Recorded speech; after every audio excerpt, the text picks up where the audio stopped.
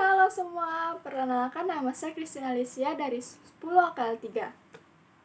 Hari ini saya akan menjelaskan tentang macam-macam dari teks negosiasi. Yang pertama adalah teks negosiasi berdasarkan situasi.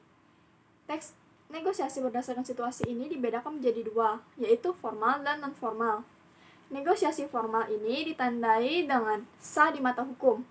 Apabila satu pihak melakukan pelanggaran, hal ini bisa menjadi perkara hukum. Contohnya negosiasi antar dua perusahaan. Yang kedua adalah negosiasi non-formal. Negosiasi ini hanya dilakukan melalui komunikasi, tidak seperti negosiasi formal yang harus sah di mata hukum. Contohnya, negosiasi antar penjual di pasar. Yang kedua adalah teks negosiasi berdasarkan jumlah negosiator. Teks negosiasi berdasarkan negosiator dibedakan menjadi dua, yaitu negosiasi dengan pihak penengah dan negosiasi tanpa pihak penengah. Negosiasi dengan pihak penengah itu apa sih? Nah, negosiasi dengan pihak penengah ini dilakukan oleh dua negosiator atau lebih. Pihak penengah bertugas untuk memberi keputusan akhir dalam negosiasi tersebut. Contohnya, dalam sidang pengadilan. Pihak penggugat dan tergugat adalah pihak yang bernegosiasi, dan hakim sebagai pihak penengah. Yang kedua adalah negosiasi tanpa pihak penengah. Negosiasi ini dilakukan oleh dua atau lebih negosiator. Negosiasi dilakukan tanpa pihak penengah, sehingga keputusan negosiasi tergantung para negosiasi. Contohnya, supir angkot dan murid. Yang ketiga adalah teks negosiasi berdasarkan untung rugi.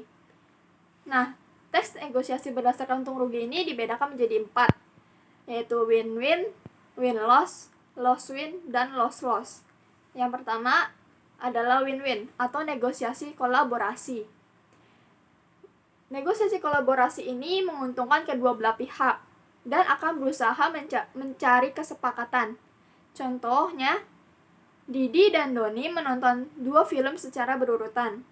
Mereka berdua senang, tetapi yang membuat mereka sangat senang adalah ketika ingin membayar tiketnya dan ternyata mereka mendapat bonus makanan dan minuman.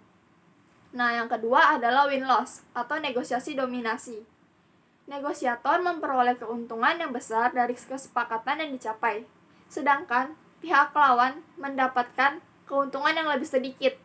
Contohnya, Didi berhasil mengajak Doni menonton film Conjuring 2. Tetapi, sepanjang film dimulai, Doni berteriak ketakutan.